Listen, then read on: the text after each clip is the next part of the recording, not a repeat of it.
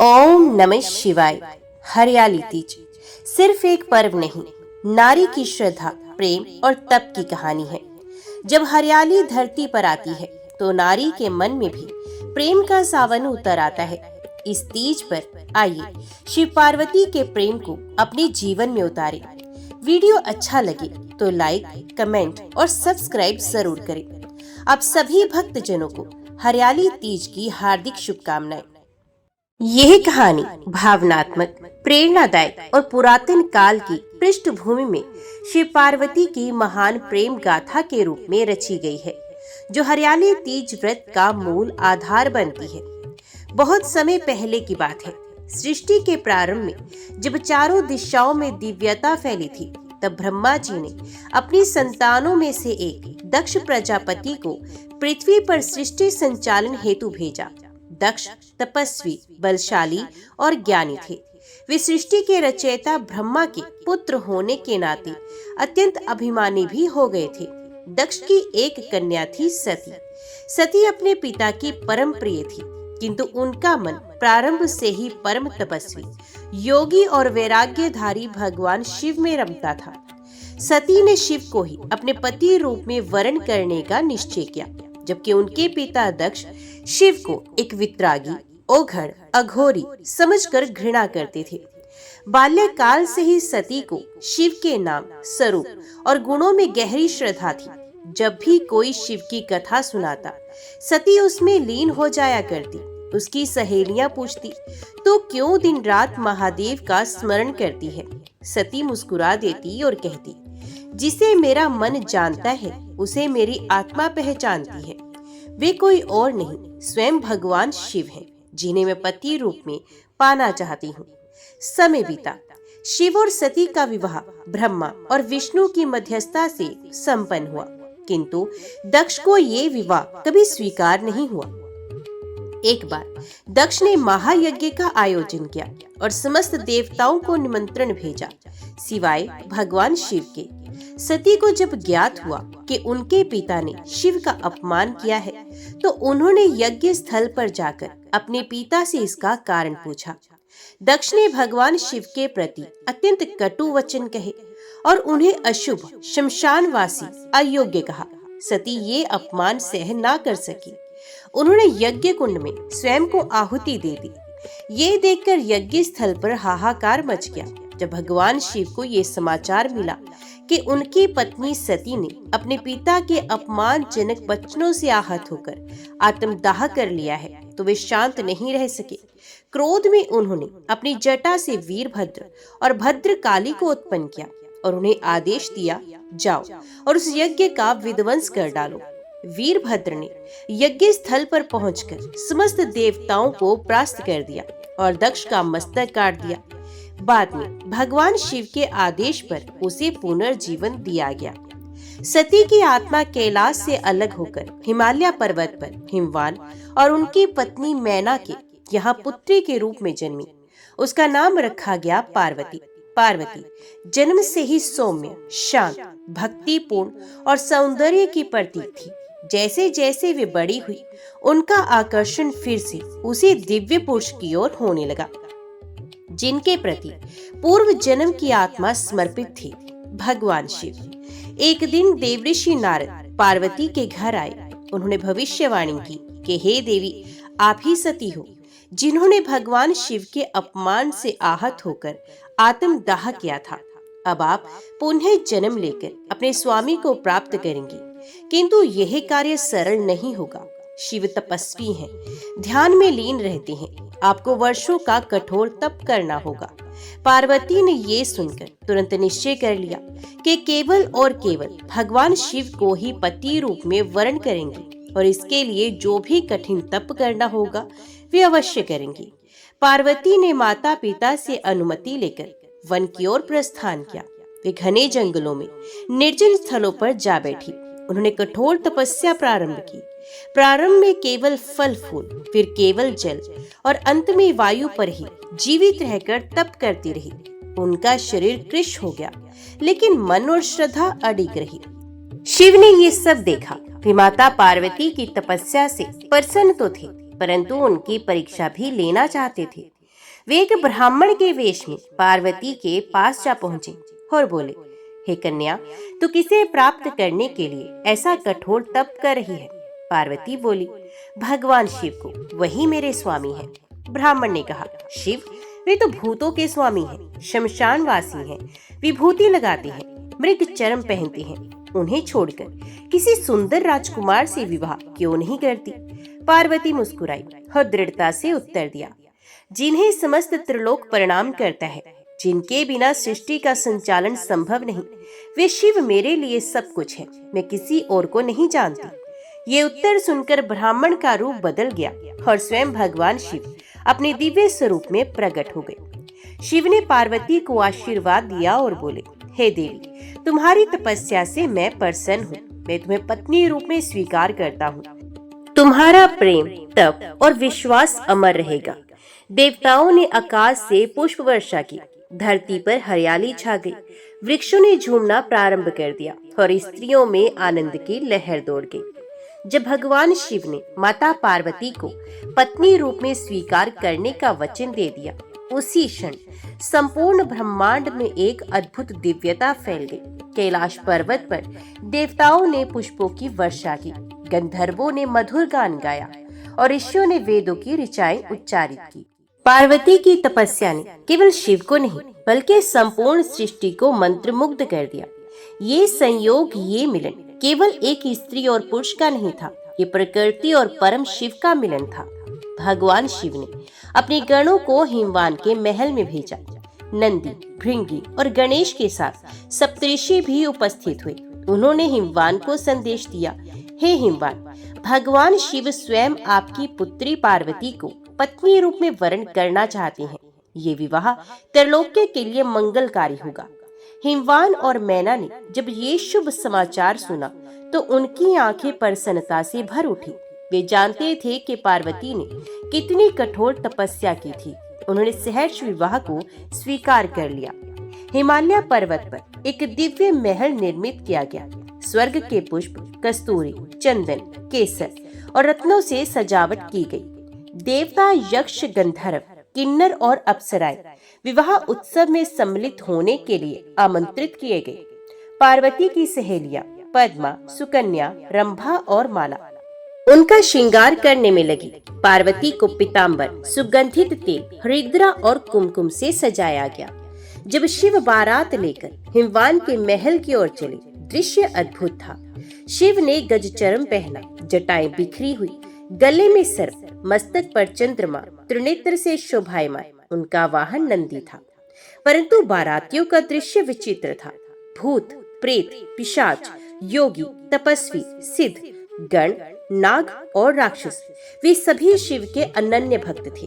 बारात के दृश्य को देखकर नगर की स्त्रियां भयभीत हो गईं। उन्होंने मैना को जाकर कहा, माता, ये कैसा वर है? क्या तुम्हारी बेटी इसी अघोरी से विवाह करेगी? मैना ये सुनते ही भयभीत हो गई। जब उन्होंने शिव को देखा तो कह उठी, हे स्वामी, मेरी पुत्री तो सौम्या, सुशील और कोमल है। आप तो शव सज्जा धारण करते हैं, क्या ये विवाह उचित है? तब नारद मुनि ने समझाया, हे देवी, आप जिसे अघोरी समझ रही हैं, वे ही सृष्टि के रचयिता, पालक और संहारक हैं। शिव का स्वरूप केवल बाहरी नहीं, आंतरिक भी है। वे दयालु, प्रेममय और ज्ञान स्वरूप हैं। जब मैना पार्वती से बोली, पुत्री, क्या तू इस अघोरी से विवाह करना चाहती है? पार्वती ने मुस्कुराकर उत्तर दिया, माते, ये वही हैं जिनकी प्राप्ति के लिए मैंने वर्षों तप किया। ये रूप मुझे ज्ञात था, लेकिन उनका प्रेम, उनकी शक्ति, उनकी करुणा, ये सबसे बड़ा सौंदर्य है। मैं केवल शिव को ही वर्ण करूंगी। तय समय पर विधि पूर्वक शिव और पार्वती का विवाह संपन्न हो गया। स्वयं ब्रह्मा जी ने यजमान बनकर मंत्र उच्चारण किया। भगवान विष्णु ने कन्यादान किया। सप्तऋषियों ने साक्षी बनकर विवाह को पूर्ण किया। पार्वती ने भगवान शिव के साथ सप्तपदी ली और वचन दिया, मैं सदा आपके साथ रहूंगी, आपके धर्म में सहभागी बनूंगी, आपके दुख में संबल बनूंगी, आपके प्रेम में अडिग रहूंगी।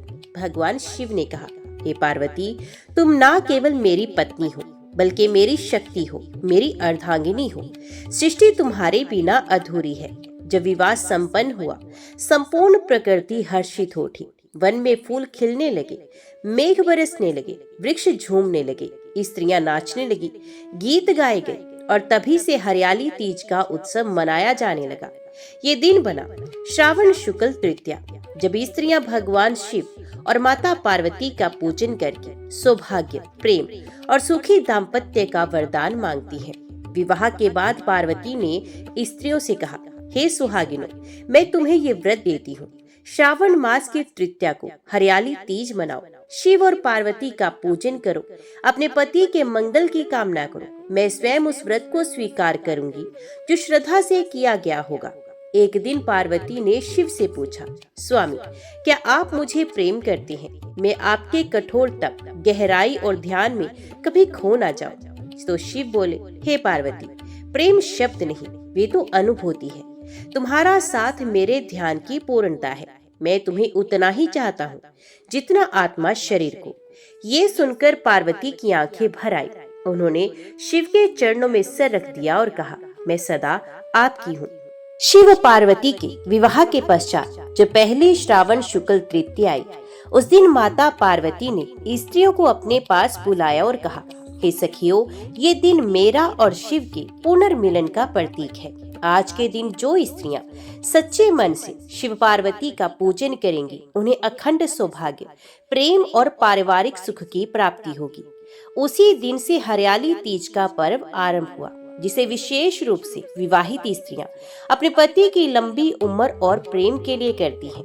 हरियाली तीज के दिन माता पार्वती विशेष रूप से श्रृंगारित होती हैं। उन्होंने हरे वस्त्र, चूड़ियां, मेहंदी, बिंदी और फूलों से खुद को सजाया। पार्वती के स्वरूप को देखकर शिव भी मुस्कुरा उठे। उनकी सखियां उनके चारों ओर गीत गा रही थी।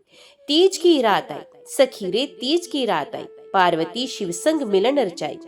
श्रृंगार, भक्ति और प्रेम की ये छवि इतनी सुंदर थी कि देवताओं तक ने इसे दिव्य कहा। हरियाली तीज केवल व्रत नहीं, उत्सव है। माता पार्वती ने कहा, प्रकृति जब हरियाली से भर जाती है, तब स्त्रियों को भी अपने मन को प्रसन्न रखना चाहिए। झूले डालो, गीत गाओ, उत्सव मनाओ।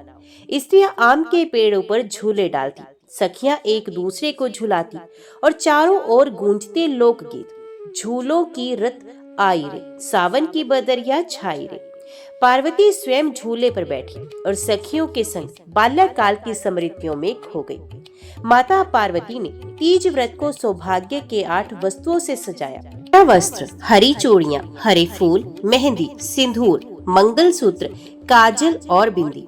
स्त्रियां प्रातः काल स्नान करके व्रत प्रारंभ करती हैं, निर्जल व्रत रखती हैं और सायंकाल माता पार्वती और शिव की मूर्ति की पूजा करती हैं। हरियाली तीज की पूजा पारंपरिक रूप से इस प्रकार होती है। मिट्टी की पार्वती माता की प्रतिमा बनाकर उसे लकड़ी की चौकी पर रखा जाता है। शुद्ध जल, दूध, दही, शहद से अभिषेक, हरे रंग के वस्त्र और श्रृंगार सामग्री अर्पित करना, बेलपत्र, धतूरा और दुर्वा से शिव का पूजन। 16 स्त्रियां एक साथ भजन करती हैं। कथा सुनाई जाती है शिव और पार्वती के पुनर्मिलन की। एक दिन पार्वती ने शिवजी से पूछा, प्रभु, ये व्रत स्त्रियों को क्या देता है? तो शिव बोले, ये व्रत केवल सौभाग्य नहीं, श्रद्धा और प्रेम की परीक्षा है। जो स्त्री बिना जल के पूरे दिन तपस्या करे और मेरी अर्धांगिनी की भक्ति से पूजन करे, वे सदा सुखी रहेगी। देवी पार्वती मुस्कुराई और उन्होंने कहा, तब आज मैं भी ये व्रत करूंगी ताकि आपके प्रेम में और दृढ़ता आ जाए। सावन की हरियाली में पार्वती अपनी सखियों के संग गीतों और प्रसंगों में खो जाती थी। वे उन्हें अपने बचपन की कथा सुनाती, कैसे उन्होंने तप किया, कैसे शिव ने उनकी परीक्षा ली और कैसे प्रेम अंत में विजयी हुआ। सखियां कहती, माता, आपके प्रेम के आगे सारी कथाएं फीकी हैं। एक बार एक गरीब स्त्री मधु ने हरियाली तीज का व्रत सुना। वे बहुत निर्धन थी पर श्रद्धा में धनी। उसने पेड़ के नीचे मिट्टी की मूर्ति बनाकर शिव पार्वती का व्रत किया। उसकी श्रद्धा को देखकर पार्वती प्रसन्न हुई और उसे स्वप्न में दर्शन दिए। मधु को अगले दिन एक समृद्ध परिवार में सेवा का काम मिला। वहाँ उसकी बेटी का विवाह एक विद्वान ब्राह्मण से हुआ और उसे अखंड सौभाग्य की प्राप्ति हुई। एक नव विवाहिता स्त्री ने शिव पार्वती का व्रत बड़े प्रेम से किया। उसी रात शिव ने स्वप्न में उसकी परीक्षा ली। एक दरिद्र साधु बनकर उसके द्वार पर आए। स्त्री ने व्रत का अन्न शिव को अर्पित किया। शिव प्रसन्न होकर बोले, हे देवी, तुमने अपना अन्न मुझे देकर मेरा व्रत पूर्ण किया। तुम्हारे घर से कभी अन्न, प्रेम और आनंद कम नहीं होगा। आज भी जब सावन आता है तो घर घर में स्त्रियां पार्वती का व्रत करती हैं, हरे वस्त्र पहनती हैं, मेहंदी रचाती हैं, झूले डालती हैं और शिव पार्वती की कथा सुनती हैं। माता पार्वती आज भी कहती हैं, हे नारी शक्ति, तुम्हारा प्रेम, समर्पण और तप किसी तपस्वी से कम नहीं। तीज तुम्हारी आस्था का पर्व है, अपने मन को हरा भरा करो। हरियाली तीज केवल एक पर्व नहीं, ये स्त्री के संकल्प और श्रद्धा की परीक्षा है। माता पार्वती कहती है, जिस नारी का पति संकट में हो, जो अपने घर संसार को बचाना चाहती हो, वे तीज का व्रत करे। ये व्रत पत्नी तप की वे रक्षा कवच है, जो मृत्यु के द्वार से भी पति को वापस ला सकता है। ये व्रत स्त्री को केवल धर्म पत्नी नहीं, देवी बना देता है, जिसने प्रेम, तप और त्याग के बल पर स्वयं शिव को वरण किया। प्राचीन समय में एक नगर में सेठ माधव रहता था। वे बड़ा व्यापारी था। उसकी पत्नी सौम्या अत्यंत धार्मिक और सती स्वरूपा थी। हरियाली तीज का व्रत वे सदा विधि पूर्वक करती थी। एक वर्ष माधव समुद्र पार व्यापार के लिए निकला। वहां जहाज डूब गया और सभी लोग मृत समझे गए। सौम्या को ये समाचार मिला तो उसका हृदय फटने लगा, लेकिन उसने रोना नहीं छोड़ा। उसने कहा, जब तक मैं हरियाली तीज करती हूँ, मेरा पति जीवित है। मैं मानती हूँ वे शिव पार्वती की कृपा से लौट कर आएगा। उसने उसी रात व्रत किया, उपवास रखा और शिव पार्वती का ध्यान करती रही। अगली सुबह चमत्कार हुआ। एक नाव किनारे लगी और उसमें माधव सुरक्षित था। लोग दंग रह गए कि कैसे हुआ। माधव बोला, रात को एक तेजस्विनी स्त्री ने आकर मुझे समुद्र से बाहर निकाला और कहा, तेरी पत्नी ने तीज का व्रत किया है, तुझे लौटना ही होगा। राज्य ने एक सैनिक धवल को युद्ध में भेजा गया। उसकी पत्नी धरा नव विवाहिता थी। विवाह के कुछ ही दिन बाद युद्ध का आदेश मिला। धरा ने उसे विदा करते समय कहा, मैं हरियाली तीज पर उपवास करूंगी, तुम सुरक्षित लौटोगे। युद्ध में धवल को एक तीर लग गया और वे मूर्छित हो गया। उसे मृत समझकर शमशान ले जाया जा रहा था। उसी समय धरा ने व्रत की पूजा संपन्न की और आंसुओं से प्रार्थना की, हे माता पार्वती, आपने जीवन भर शिव को पाने के लिए तप किया, अब मेरी सौगंध भी स्वीकार करो। तभी दूर युद्ध स्थल पर धवल की आंखें खुली, वे जीवित था। राजा ने उसे देख चकित होकर पूछा, तुझे मृत्यु से किसने लौटाया? धवल ने उत्तर दिया, मेरे पत्नी के प्रेम और व्रत ने। एक गांव में निर्धन स्त्री सीमा रहती थी। उसके पास ना तो पूजन की सामग्री थी, न वस्त्र और न आभूषण, परंतु उसकी श्रद्धा गहरी थी। उसने हरियाली तीज के दिन पास के जंगल से फूल तोड़े, मिट्टी से पार्वती की मूर्ति बनाई और उपवास किया। लोगों ने उसका उपहास किया, तेरे पास क्या है जो व्रत करेगी? सीमा बोली, मेरे पास विश्वास है, वही सबसे बड़ा धन है। उस रात स्वप्न में माता पार्वती ने दर्शन दिए और कहा, बेटी, तू ही सच्ची भक्त है, मैंने तेरा व्रत स्वीकार किया। कुछ दिन के बाद गांव के राजा की रानी बीमार हो गई। कोई उपाय काम नहीं आया। तभी सीमा ने औषधि बनाई जो चमत्कारिक रूप से असर कर गई। राजा ने उसे महल में सम्मान दिया और सीमा की बेटी का विवाह एक राजकुमार से हुआ। आज के युग की स्त्रियां भी तीज व्रत को विशेष श्रद्धा से करती हैं। ये व्रत केवल पारंपरिक नहीं बल्कि आत्म बल का प्रतीक है। एक डॉक्टर महिला ऑपरेशन के बीच भी व्रत करती है। एक सैनिक की पत्नी बॉर्डर पर भी पूजा करती है। एक विधवा स्त्री अपनी पुत्र वधू को व्रत करना सिखाती है। एक नव विवाहिता पहले तीज पर अपनी सास से श्रृंगार सीखती है। हर स्त्री माता पार्वती में खुद को देखती है। एक दिन पार्वती ने शिव से कहा, स्वामी, क्या ये स्त्रियां जो मेरे नाम का व्रत करती हैं, क्या वे मुझे सचमुच पा सकती हैं? तो शिव बोले, जो तुझमें श्रद्धा से व्रत करती हैं, वे तुझमें लीन हो जाती हैं। वे अपनी आत्मा में देवी जागृत करती हैं। उनकी भक्ति तुझसे भिन्न नहीं, तुझसे एकाकार हो जाती है। पार्वती ने तब वचन दिया, हर स्त्री जो प्रेम, व्रत और तप से ये व्रत करती है, मैं सदा उसके साथ रहूंगी। हरियाली तीज स्त्री को शक्ति प्रदान करती है। ये व्रत कहता है, तो दुख झेले पर त्याग ना छोड़े। तू भूखी रहे पर पति के लिए प्रार्थना करे, तू प्रेम करे पर बिना अभिमान के, तू व्रत रखे पर दिखावा नहीं। ये व्रत नारी को तपस्विनी, प्रेममयी और देवी बनाता है। एक बार पार्वती ने पूछा, प्रभु आपने मुझे क्यों वरण किया? तो शिव बोले, क्योंकि तुमने मुझे पाने के लिए वर्षों तप किया, तुम्हारा प्रेम मुझे खींच लाया, तुम्हारी श्रद्धा ने मेरे हृदय को जीत लिया। पार्वती मुस्कुरा उठी और बोली, तब मैं चाहती हूँ हर स्त्री को ऐसा ही प्रेम, समर्पण और तप प्राप्त हो। आज जब समय बदल गया है, जीवन की गति तेज हो गई है, रिश्तों में दूरियां बढ़ गई हैं, तभी हरियाली तीज स्त्रियों के लिए वो दिन है जब वे रुकती हैं, संवरती हैं और मन में जुड़ती हैं। ये पर्व अब सिर्फ पूजा पाठ नहीं रहा, ये प्रेम, एकता और स्त्री सम्मान का प्रतीक बन चुका है। भारत के गांवों से लेकर शहरों तक, मंदिरों से लेकर मॉल्स तक हरियाली तीज की छाया दिखाई देती है।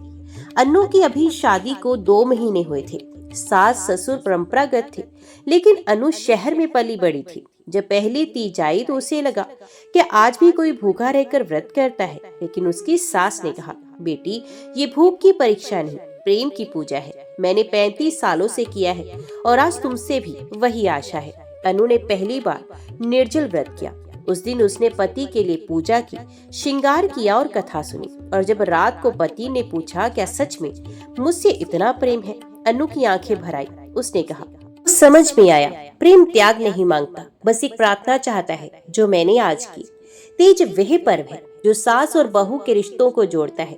सास बहू को तीज की विधि सिखाती है, बहू सास को श्रृंगार अर्पित करती है, एक दूसरे के अनुभव सुनती है और फिर दोनों झूले पर बैठकर गीत गाती है। ये पीढ़ियों को जोड़ने वाली डोरी है जिसमें परंपरा, प्रेम और अनुभव एक साथ बंधे होते हैं। बच्चे पूछते हैं, माँ तीज क्या है? और माँ कहानी सुनाती है। एक समय की बात है, एक कन्या थी पार्वती, जिसने भगवान शिव को पाने के लिए वर्षों तक तप किया। और जब उनका पुनर्मिलन हुआ, उस दिन से हरियाली तीज मनाई जाती है। बच्चों को जब कथा समझ में आती है तो वे कहते हैं, माँ जब हम बड़े होंगे तो आपकी तरह व्रत रखेंगे। तीज पर सखियां एकत्रित होती हैं, मेहंदी लगाती हैं, गीत गाती हैं, झूले डालती हैं, मिठाइयाँ बांटती हैं और एक दूसरे को सदा सुहागन रहो का आशीर्वाद देती हैं। ये पर्व नारी मन के उत्सव का दिन बन जाता है। एक चिट्ठी पार्वती से स्त्रियों के नाम। प्रिय बहनों, मैं हूँ पार्वती, वो जो शिव को पाने के लिए तपस्विनी बनी और आज भी तुम्हारे हर व्रत में समाहित हूँ। जब तुम हरियाली तीज पर उपवास करती हो तब मैं तुम्हारे साथ होती हूँ। जब तुम सिंदूर लगाती हो तब मैं तुम्हारी शक्ति बनती हूँ। जब तुम पति के लिए प्रार्थना करती हो तब मैं तुम्हारे प्रेम की साक्षी होती हूँ। तुम्हारा व्रत, तुम्हारा श्रृंगार, तुम्हारा समर्पण, यही तुम्हारा तेज है। सदा सौभाग्यवती रहो, तुम्हारी पार्वती। हरियाली तीज की रात जब पूरी हो जाती है, इसलिए माता पार्वती के चरणों में ये प्रार्थना करती हैं, माता जैसे आपने शिव को प्राप्त किया वैसे ही हमें भी प्रेम पूर्ण जीवन मिले, हमारे परिवारों में सुख शांति बनी रहे, हम शक्ति बने, श्रद्धा बने और समर्पण बने। इस तीज पर आपकी कृपा बनी रहे। और तब शिव पार्वती आशीर्वाद देते हैं। सभी स्त्रियां जो व्रत करती हैं, जो प्रेम करती हैं, जो परिवार को जोड़ती हैं, वे सदा पूजनीय हैं। तो सब प्रेम से बोलो, भगवान शिव और माता पार्वती की जय। अगर आपके जीवन में संकट है तो शिव का नाम लीजिए। अगर राहें बंद हैं तो सावन के सोमवारों का व्रत कीजिए, क्योंकि सावन मास वही महीना है जहाँ शिव कृपा साक्षात उतरती है इस धरा पर। प्रिय भक्तों, जहाँ स्वयं भगवान शिव और माता पार्वती इस माह की शक्ति, तप और भक्ति का रहस्य प्रकट करते हैं। कृपया वीडियो को अंत तक देखें, लाइक करें, कमेंट में ओम नमः शिवाय जरूर लिखें और चैनल को सब्सक्राइब करना ना भूलें ताकि शिव कृपा सदा बनी रहे।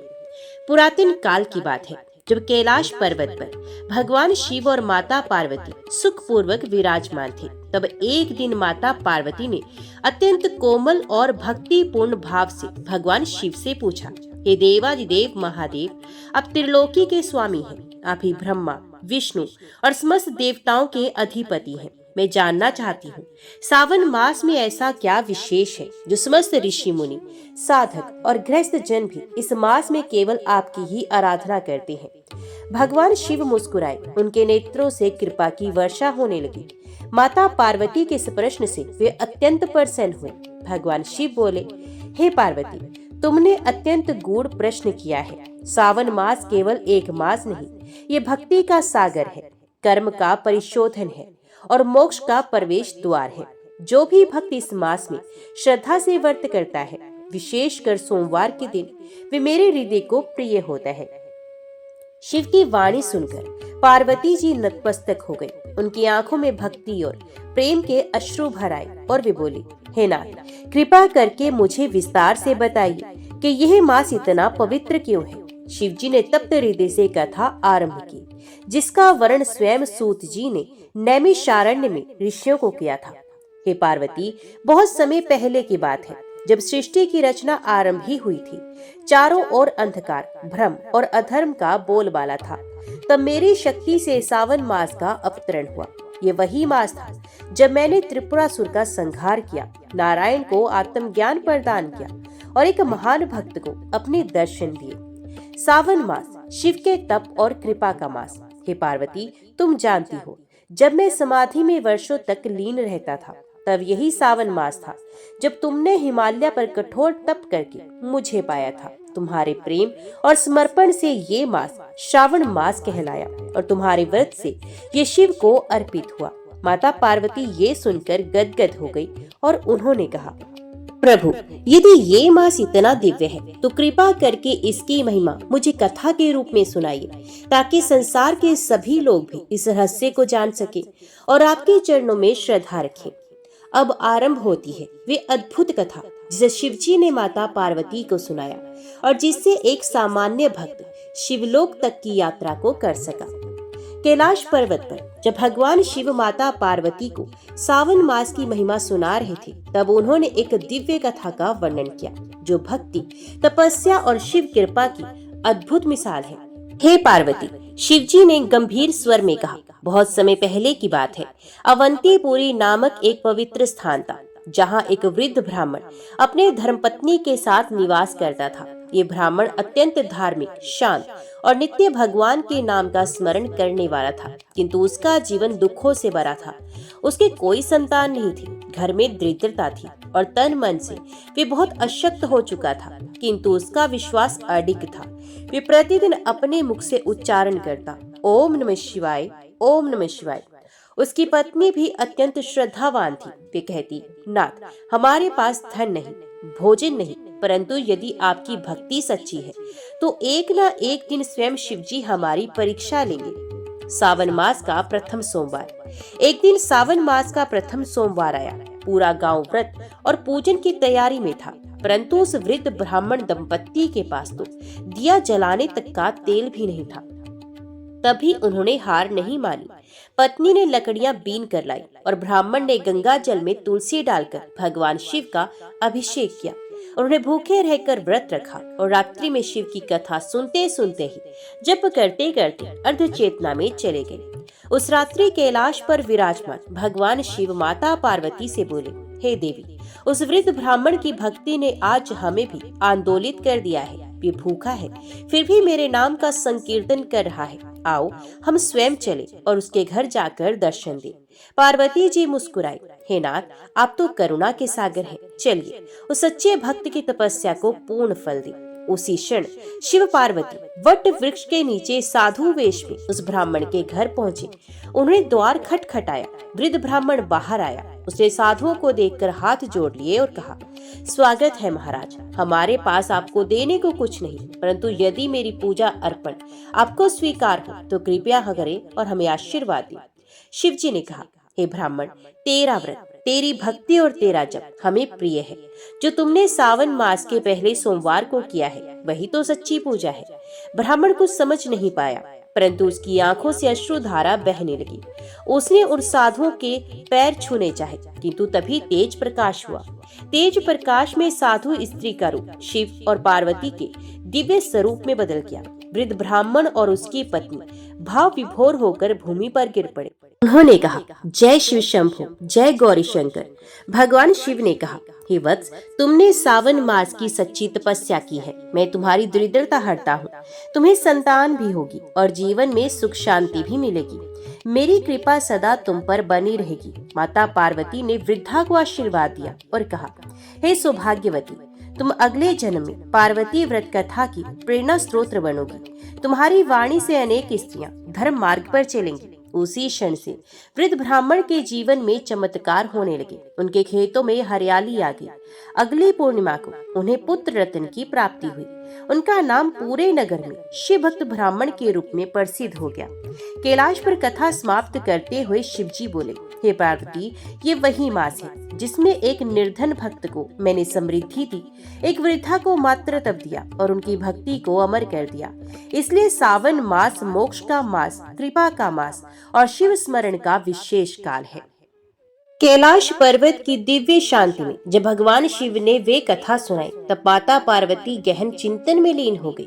उनके मन में कई प्रश्न उठे और वे बोली, हे भोलेनाथ, आपने जिस वृद्ध ब्राह्मण की कथा सुनाई वे तो एक भक्त का उदाहरण थी, परंतु क्या ये मास केवल ब्राह्मणों या तपस्वियों के लिए है, या गृहस्थ, स्त्रियां, बालक या वृद्ध भी इसकी कृपा पा सकते हैं? शिवजी प्रसन्न हुए और बोले, हे पार्वती, शिव भक्ति में भेद नहीं होता। मैं ना तो जाति देखता हूँ, न अवस्था, न धन, केवल श्रद्धा और भक्ति ही मेरे लिए सर्वस्व है। सावन मास वही महीना है जिसमें गृहस्थ भी तपस्वी बन सकता है, स्त्री भी ऋषि के समान पूज्य हो सकती है और बालक भी शिवलोक का अधिकारी बन सकता है।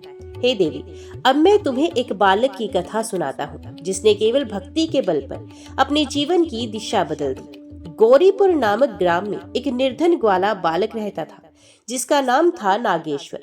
उसके माता पिता नहीं थे। वे दूसरों के पशु चराकर जीवन यापन करता था और हर दिन वे गायों को लेकर जंगल जाता और एक पीपल के पेड़ के नीचे बैठकर ओम नमः शिवाय का जाप करता। उसे शिव के बारे में किसी ने एक दिन गांव के मंदिर में कथा सुनाई थी। सावन मास में जो सोमवार का व्रत करता है, शिव को जल चढ़ाता है, उसके सारे दुख हर जाते हैं।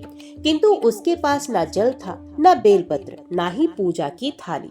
फिर भी उसने पास के कुएं से पानी लाकर एक काले पत्थर को शिवलिंग मानकर उस पर जल चढ़ाया और भूखा रहकर सोमवार का व्रत किया। उसका ये क्रम पूरे सावन चला। किसी ने न देखा न सराहा, परंतु कैलाश पर विराजमान शिव ने सब देखा। सावन के अंतिम सोमवार की रात्रि में बालक नागेश्वर उसी पीपल वृक्ष के नीचे सो गया। तभी एक स्वप्न में उसे शिव और पार्वती के दर्शन हुए। भगवान शिव बोले, वत्स, तू बालक होते हुए भी तपस्वियों से अधिक तप कर रहा है। मैं तुझसे प्रसन्न हूँ, मांग क्या चाहता है?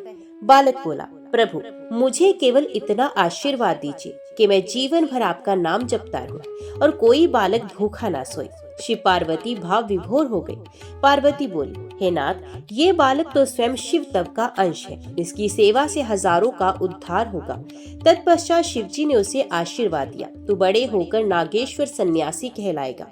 तेरे नाम से एक शिव मंदिर बनेगा जहाँ हर सोमवार हजारों लोग जल चढ़ाएंगे। और ऐसा ही हुआ।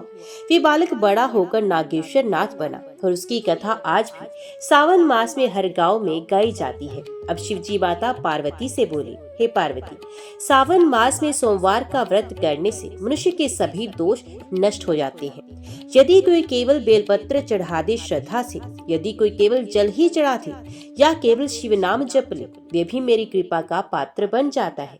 प्रति सोमवार व्रत करें, दिन भर फलाहार से रहें, जल और बेल पत्र से अभिषेक करें, ओम नमः शिवाय का जाप कम से कम 108 बार करें, शिव पुराण की कथा सुने या सुनाएं, दान, सेवा और क्षमा का पालन करें। अंत में पार्वती जी ने कहा, हे प्रभु, आपकी कृपा से ये ज्ञान मुझे प्राप्त हुआ। मैं चाहती हूँ कि ये कथा सारे लोकों में फैले ताकि हर जीव सावन मास में आपका स्मरण करे। शिव मुस्कुराए और बोले, हे देवी, तुम्हारी इच्छा ये कथा सूत जी के मुख से नैमिषारण्य में ऋषियों को सुनाई जाएगी और कलयुग में ये कथा हर भक्तों के मन को भी शिव में करेगी।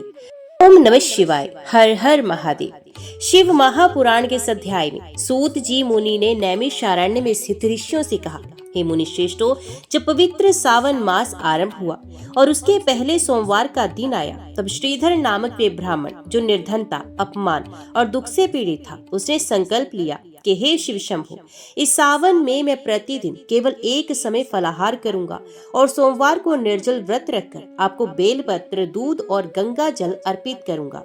वे श्रीधर भूखा प्यासा रहकर नदी किनारे जाकर तपस्या करने लगा। उसकी आंखों से आंसू बहते और हृदय से शिव का नाम उच्चारण होता। ओम नमः शिवाय, ओम नमः शिवाय।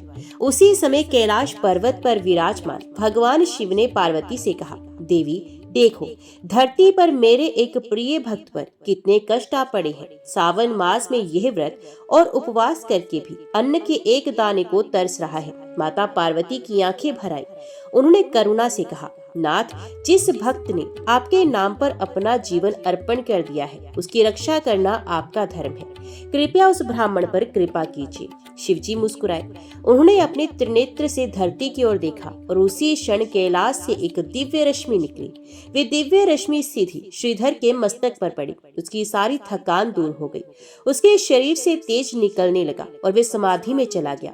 उसी समय गांव के समीप एक सुंदर हवन कुंड प्रकट हुआ और वहां से स्वर्ण मुद्रा, अन्न, वस्त्र और एक सुंदर ग्रह प्रकट हो गए। सभी ग्रामवासी चकित हो गए। ये क्या चमत्कार हुआ। कल तक जो श्रीधर रोटी को तरसता था, आज उसके पास वैभव, शांति और दिव्यता है। तब श्रीधर ने मुस्कुराकर सबको बताया, ये कोई चमत्कार नहीं, ये तो केवल सावन मास में भोलेनाथ की कृपा है। इस मास में जो भक्ति और विश्वास से भगवान शिव का व्रत करता है, उसके जीवन में कभी अंधकार नहीं रहता। माता पार्वती आकाश से प्रकट होकर बोली, जो मेरी और शिव की भक्ति करता है, उस पर हमारी कृपा अनंत होती है। सावन मास का मास है, शिव रूप में प्रेम को पाने का मास है। इस प्रकार सावन मास के पहले सोमवार को भक्त श्रीधर के जीवन में नया सवेरा आया। उसकी तपस्या, विश्वास और शिव पार्वती की कृपा ने पूरे गांव को शिव भक्ति की ओर प्रेरित किया। नैमिषारण्य तीर्थ में व्याप्त पुण्य वातावरण में शौनकादि ऋषि सूत जी से पूछते हैं, हे पुण्य श्लोक सूत जी, आपने सावन मास की महिमा तो कही, पर बताइए कि उस मास में कौन सा भक्त ऐसा था जिस पर स्वयं शिव और पार्वती कृपा करके प्रकट हुए। कृपया करके उस चरम भक्ति की कथा कही। सूत जी बोले, हे ऋषियों, अब मैं उस पुण्य कथा को कहता हूँ जो हर श्रवणकर्ता को भवसागर से पार करती है। ये कथा एक ऐसे भक्त की है जो निर्धन होते हुए भी परम श्रद्धालु था। उसका नाम था श्रीधर। एक छोटा सा ग्राम था कैलाशपुर, जहाँ भगवान शिव की एक प्राचीन और खंडित शिवलिंग थी। वहीं रहता था श्रीधर, एक निर्धन ब्राह्मण। उसका जीवन अत्यंत कष्ट में था। उसका तन झुर्रीदार, वसन फटे पुराने और घर कच्ची मिट्टी का, किंतु हृदय पूर्ण भक्ति भाव से परिपूर्ण। वे प्रतिदिन प्रातः काल उठकर गंगा जल लाता, शिवलिंग को स्नान कराता, बेलपत्र अर्पित करता और ओम नमः शिवाय का जाप करता। उसकी यह तपस्या सावन मास में और तीव्र हो जाती। सावन की बारिश में भी बिना किसी आच्छादन के वे शिव मंदिर में बैठकर निर्जल व्रत करता और कहता, हे शिव, मैं निर्धन हूँ, परंतु तुम्हारे नाम में सब कुछ है। मुझे धन नहीं, बस तुम्हारा सानिध्य चाहिए। एक दिन कैलाश पर्वत पर माता पार्वती भगवान शिव से कहने लगी, हे नाथ, यह श्रीधर तुम्हारा नाम जपते जपते कंकाल बन गया है। वर्षा, धूप, भूख किसी से नहीं डरता। क्या आप इस पर करुणा नहीं करेंगे? भगवान शिव मुस्कुराए और कहने लगे, हे उमा, जो भक्त सावन मास में बिना किसी स्वार्थ के मेरा नाम जपता है, उस पर मेरी दृष्टि सदा रहती है। समय आने पर मैं स्वयं उसकी परीक्षा लूंगा और कृपा भी करूंगा। माता बोली, तो क्या वे समय अभी नहीं आया? क्या उसकी भक्ति अपूर्ण है? भोलेनाथ ने उत्तर दिया, हे गिरिजे, उसकी भक्ति पूर्ण है। अब उसकी तपस्या का फल देने का समय आ गया है। एक दिन श्रीधर ने अन्न जल त्याग कर संकल्प लिया, जब तक भोलेनाथ स्वयं प्रकट नहीं होंगे तब तक मैं अन्न ग्रहण नहीं करूंगा। इस बार सावन मास की पहली सोमवार था। श्रीधर मंदिर में बैठ गया। दिन भर हर हर महादेव की ध्वनि करता रहा। गांव वाले हंसते, देखो फिर से पागल हो गया, शिव आएंगे इसके लिए, ये सब ढोंग है। किंतु श्रीधर का मन ना डिगा। वे ना भूखा होने की चिंता करता, ना व्यंग से विचलित होता। तीसरे सोमवार की रात जब श्रीधर की चेतना मंद पड़ने लगी, तभी शिवलिंग से प्रकाश की तीव्र लहरें निकलने लगी। पूरा मंदिर उज्जास से भर गया। श्रीधर ने आंख खोली तो सामने स्वयं भगवान शिव और माता पार्वती खड़े थे। शिव जटाजूटधारी, नीलकंठ त्रिनेत्रधारी और पार्वती अति शोभा से युक्त, सौम्य, करुणामयी। श्रीधर ने आंखों से अश्रुधारा बहाते हुए कहा, प्रभु, क्या मैं स्वप्न देख रहा हूँ? भगवान शिव बोले, वत्स, ये स्वप्न नहीं, सत्य है। तेरी निष्काम भक्ति ने हमें बाध्य कर दिया। मांग, जो चाहे मांग। श्रीधर ने हाथ जोड़कर कहा, मुझे कुछ नहीं चाहिए प्रभु, बस अगले जन्म में भी आपका भक्त बनूं और आपकी कृपा बनी रहे। माता पार्वती भाव विभोर होकर बोली, हे नाथ, ऐसा भक्त पृथ्वी पर दुर्लभ है, इसे कभी दुख ना देना। शिव बोले, तथास्तु। और उसी क्षण श्रीधर का शरीर तेजस्वी हो गया। उसकी झोंपड़ी सुंदर कुटिया बन गई और गांव वाले जो उपहास करते थे सब दंडवत करने लगे। सूत जी बोले, हे मुनियों, ये कथा केवल श्रीधर की नहीं, हर उस भक्त की है जो सावन मास में निष्काम भक्ति करता है। श्री पार्वती की कृपा अटल है, वे कभी सच्चे भक्त को नहीं छोड़ती। इसलिए कहा गया है, जो सावन में शिव की आराधना करता है वे निश्चित रूप से मोक्ष को पा लेता है। ओम नमः शिवाय। सावन मास की पवित्र कथा का श्रवण करने मात्र से ही पुण्य फल प्राप्त होता है। जिसने शिव को अपनाया उसके जीवन में कभी अभाव नहीं रहा। शिवलोक में पार्वती माता ने पूछा, हे प्राणनाथ, सावन के मास में जब एक सामान्य गृहस्थ इस कठिन तप में लीन होता है तो क्या सच में आप स्वयं प्रकट होते हैं? महादेव मंद मुस्कुराए और बोले, उमा, सावन वह मास है जब मेरे हृदय का द्वार समस्त प्राणियों के लिए खुला रहता है। जो भी इस मास में श्रद्धा और विश्वास से जल चढ़ाता है ये मेरे आत्मा का अंश बन जाता है। धरती पर उस समय श्रीधर विप्र के जीवन में अंधकार छाया हुआ था। उसके घर में अन्न नहीं, शरीर में बल नहीं, फिर भी उसने शिव नाम के जाप को नहीं छोड़ा। वे प्रतिदिन भोर में उठकर शिवलिंग पर गंगा जल चढ़ाता, गायत्री मंत्र का उच्चारण करता और आंसुओं से शिव को पुकारता, हे भोलेनाथ, मेरी विपदा हर लो। इस सावन में मुझे अपनी कृपा का एक संकेत दे दो। पार्वती माता का हृदय द्रवित हो गया। उन्होंने शिव से कहा, नाथ, ये तो सच्चा भक्त है, इसका रोम रोम आपको पुकार रहा है। यदि आप अब भी इसे नहीं दर्शन देंगे तो जीवन त्याग देगा। तब भगवान शिव प्रकट हुए और उन्होंने कहा, सावन की एक अंधेरी रात्रि में शिवलिंग से दिव्य प्रकाश निकला। श्रीधर ने आंखें खोली और सामने देखा। त्रिनेत्रधारी शिव मुस्कुरा रहे हैं। महादेव बोले, वत्स, तेरी तपस्या सफल हुई। तूने सावन में मेरे नाम का ध्यान किया, इसलिए मैं स्वयं आया हूँ। माँ पार्वती भी तेरे भीतर की भक्ति से प्रसन्न है। श्रीधर फूट फूट कर रो पड़ा और कहने लगा, हे शंकर, अब जीवन का कोई दुख शेष नहीं रहा। आपकी एक झलक ने मेरी पीड़ा को हर लिया है। भगवान शिव ने श्रीधर को वरदान दिया, तेरा वंश बढ़ेगा, अन्नपूर्णा तुझे कभी नहीं छोड़ेंगी और तू जहाँ रहेगा वहाँ मेरा आशीर्वाद बना रहेगा। इस सावन मास में जो भी तेरी कथा सुनेगा उस पर मेरी कृपा बरसेगी। अचानक गांव में सब कुछ बदल गया। सूखा मिट गया, फसलें लहलहाने लगी। ग्रामवासी श्रीधर की ओर देखने लगे जैसे किसी संत का जन्म हुआ हो। जो श्रवण करे सावन की ये कथा, उसका जीवन बने सुख में व पवित्र। शिव पार्वती की छाया में वे सदा सुरक्षित रहे। शिवलोक में माता पार्वती ने मंद स्वर में कहा, हे नाथ, आपने श्रीधर को कृपा दी, पर क्या ये पर्याप्त है? क्या शेष ग्रामवासियों को आपकी महिमा का अनुभव नहीं होना चाहिए? महादेव बोले, उमा, जब कोई भक्त स्वयं को दूसरों के कल्याण में अर्पित कर देता है तभी वे सच्चा साधक कहलाता है। अब श्रीधर को मेरा ये दायित्व देना होगा कि वे मेरी कथा और व्रत विधियां जन जन तक पहुंचाए। धरती पर श्रीधर जागा। अब वे साधारण गृहस्थ नहीं, शिव को आज्ञा प्राप्त सेवक बन चुका था। उसने गांव में सभी को एकत्रित किया और बोला, सावन मास शिव को अति प्रिय है। जो इस मास में एक बेलपत्र चढ़ाता है, एक लोटा जल अर्पित करता है और सच्चे मन से शिव का नाम लेता है, उनके समस्त पाप कट जाते हैं। एक किसान बोला, श्रीधर, हमारे पास समय नहीं, खेत सूखे हैं, घर में अन्न नहीं, और तुम कहते हो कि व्रत रखो। श्रीधर मुस्कुराया और कहने लगा, सावन का व्रत कोई दंड नहीं, ये तो आत्मा का आहार है। जो भोले को अर्पित करता है उसे 100 गुना लौटकर मिलता है। उसी दिन से गांव में परिवर्तन आरंभ हुआ। लोगों ने शिवलिंग की स्थापना की। हर घर में सुबह सुबह ओम नमः शिवाय का उच्चारण होने लगा। बच्चे बेलपत्र चुनकर लाते, माताएं जल भरकर शिवालय ले जाती। पार्वती माता प्रसन्न हो गई। उन्होंने शिव से कहा, हे नाथ, इस गांव में अब श्रद्धा की गंगा बह रही है, क्या आप इसे आशीर्वाद नहीं देंगे? शिव ने त्रिनेत्र से गांव की ओर देखा। अचानक तेज वर्षा प्रारंभ हुई। सूखी भूमि में हरियाली छा गई, तालाब भर गए, खेतों में अंकुर फूटे। गांव वालों ने देखा शिवलिंग से प्रकाश निकल रहा था। एक आकाशवाणी हुई, जो भी इस गांव की कथा सुनेगा, सावन में शिव का व्रत करेगा, उसके समस्त कलेश मिट जाएंगे। उस दिन से श्रीधरपुर नाम से यह ग्राम प्रसिद्ध हो गया। जो कभी निर्धन था अब आध्यात्मिक समृद्धि का केंद्र बन गया। सावन का मास शिव का आवाहन है, पार्वती की करुणा का वरदान है। जो इस मास में श्रद्धा से व्रत रखे उस पर त्रिलोकीनाथ महादेव की कृपा सदा बनी रहती है।